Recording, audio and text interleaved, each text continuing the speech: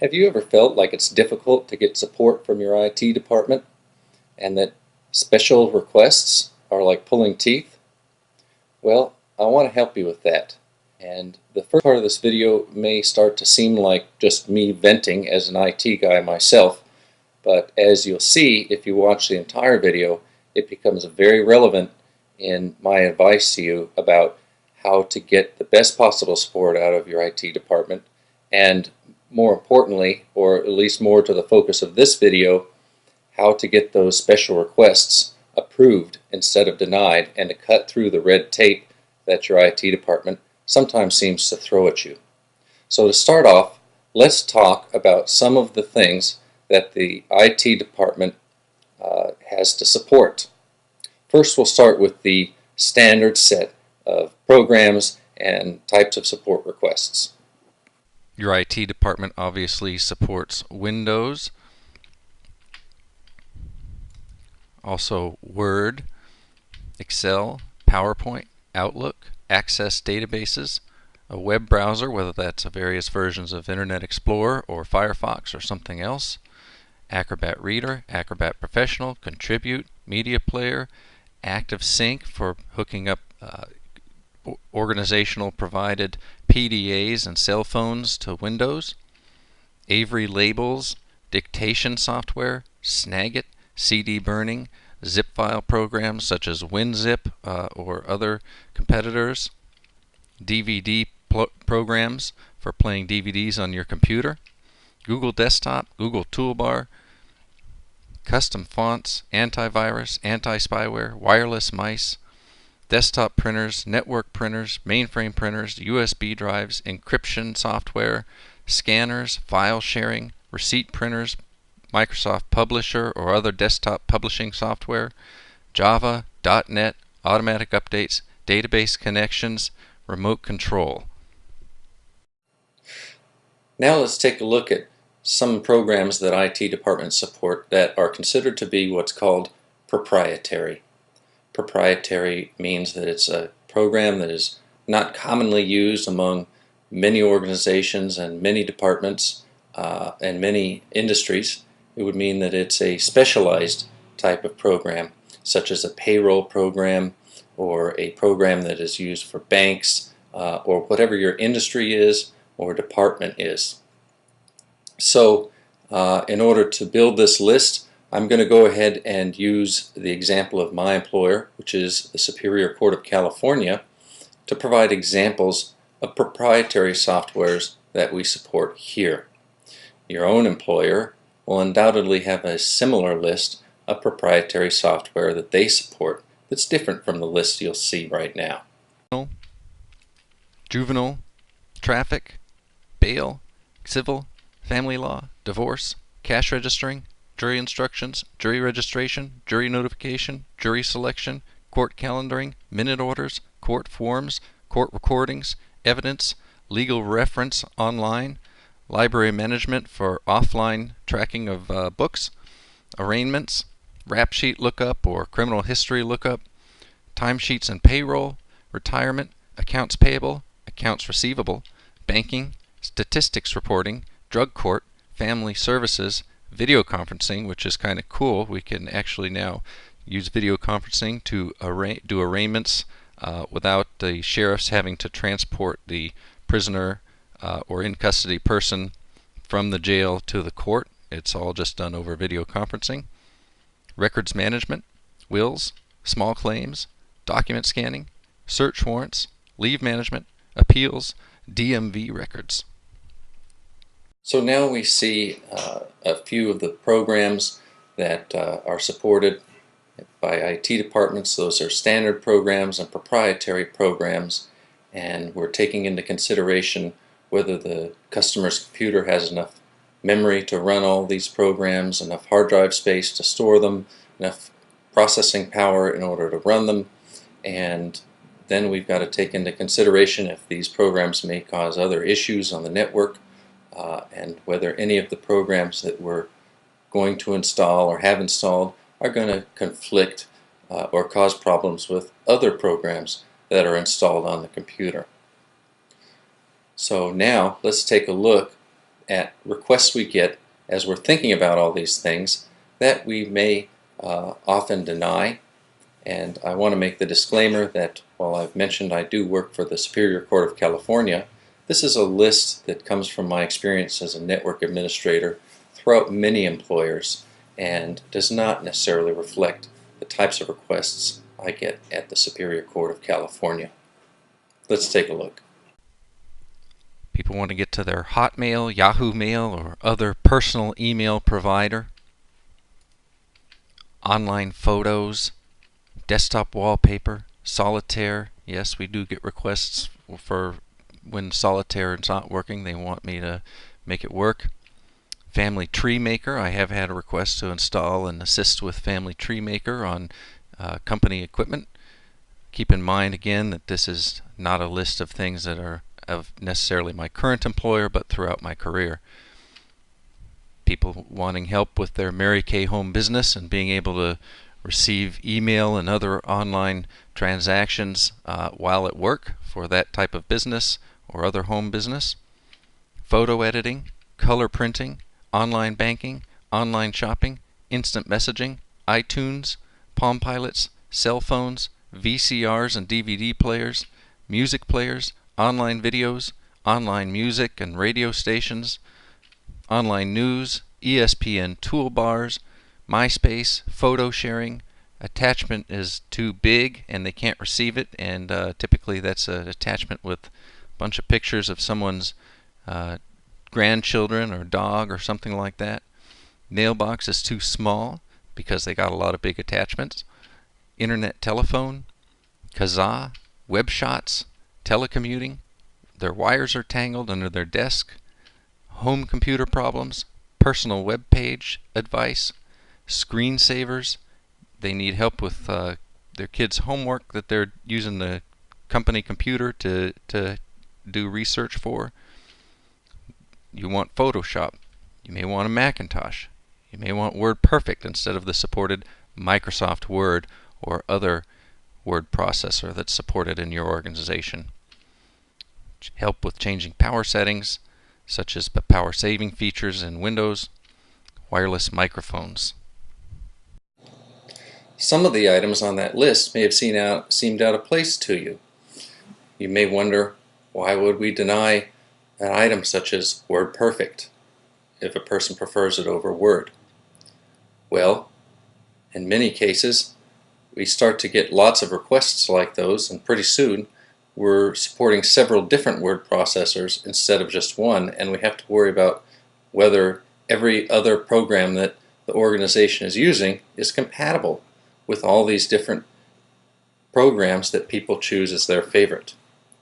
So sometimes it may be necessary to have an alternate word processor. For example, it used to be that WordPerfect could easily create legal documents that were difficult or impossible to create in Microsoft Word. But unless we know this in advance, then we're probably going to assume that you're requesting WordPerfect simply because you would prefer to use it, or you used it at a previous organization and feel like it would be easier for you. So here are some tips on how to let us know the business reasons why you're requesting something so that we can quickly move forward and help you with what you need. First, if you have a special request, make your case with a clear business need. If you can demonstrate that your workflow is affected without your request being fulfilled, or that the organization will benefit by having your request fulfilled, that can be a difficult scenario to argue with and makes it much easier for IT to fill your request and provide you with what you need. Use your chain of command. IT gets lots of requests from lots of different types of employees. And when you use your chain of command and have your manager talk to the IT manager, it makes it much more clear that requests have already been reviewed by management and the expense has already been approved by people that have the authority to do so. Express your need, not the solution.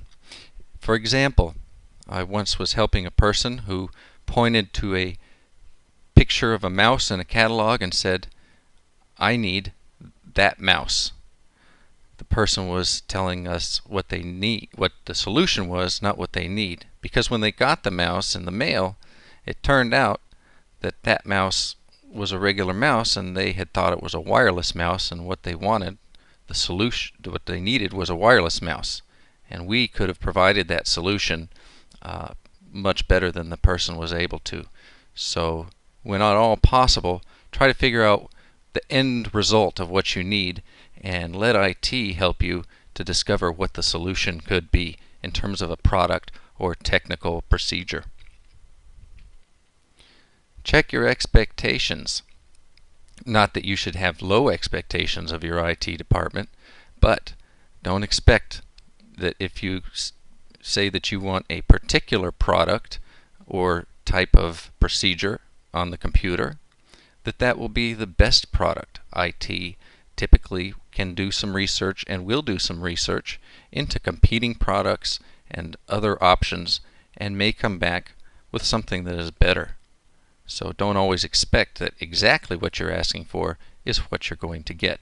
Again, IT's job is to provide you the solution. Your job is to tell IT what you need, not how to solve the problem. Do some research.